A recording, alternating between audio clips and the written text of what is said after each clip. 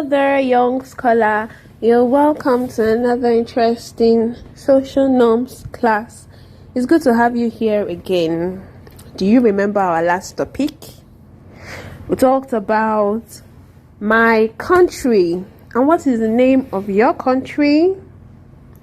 Nigeria. The name of your country is Nigeria. Well, today we'll be looking at another interesting topic. The wise King Solomon. The wise King Solomon. And today we'll be telling the story of the wise King Solomon. Solomon was the son of King David. King David was the father of King Solomon. After King David died, Solomon became the king of Israel.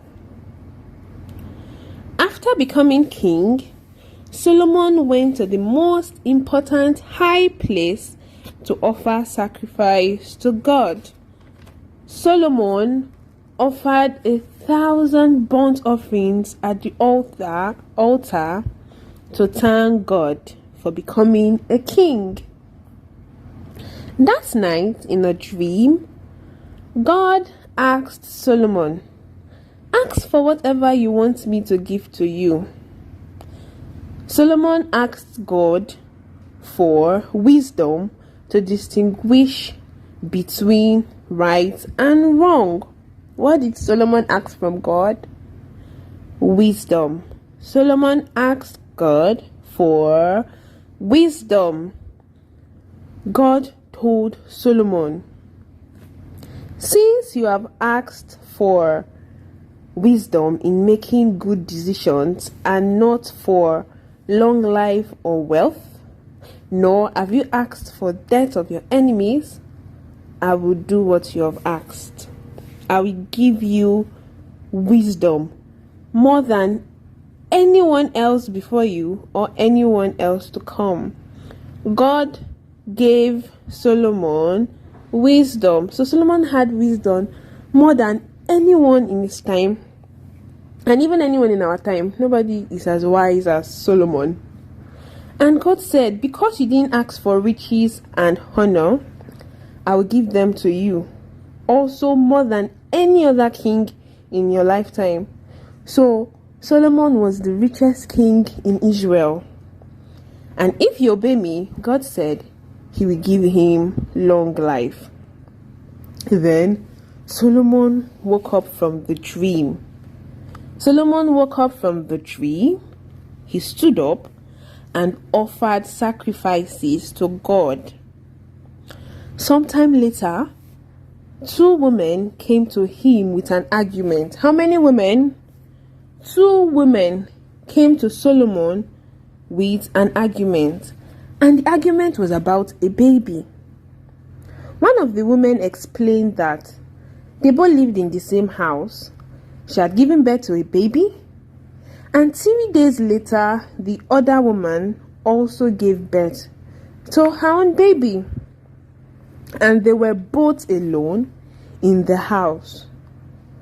During the night, the other woman had put her baby in her bed, and she accidentally climbed on him and killed the baby. She accused the other woman of swapping her dead baby with her living baby in the middle of the night. In the morning, when she got up to nurse her baby, the baby was dead. But then, she noticed it was not her own baby, but the other woman's baby. The other woman argued, "No, the living one is my son. The dead one is yours." And then the argument continued. Then Solomon called for a sword. Solomon called for a what? A sword, and ordered that the living child be cut into half. Solomon ordered his servant to cut the living child into half, so that one half will be given to one woman and the other half to the other woman. The woman who had the living baby was moved out of love for her son, and she begged Solomon not to kill the baby, but instead give him to the other woman.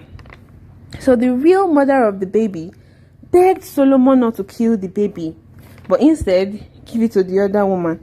But the other woman was, no, cut him in two. Neither of us should have the baby.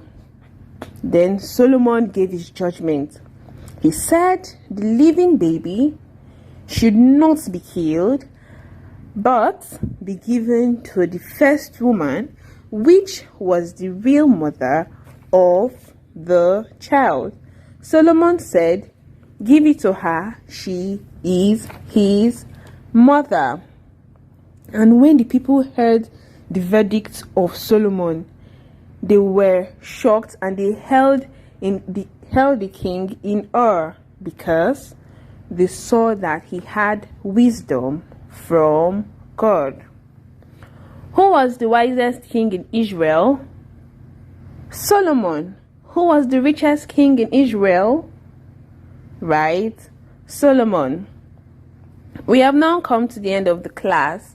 I hope you enjoyed it. Don't forget to attempt your quiz and your assignment. See you in the next class. Bye.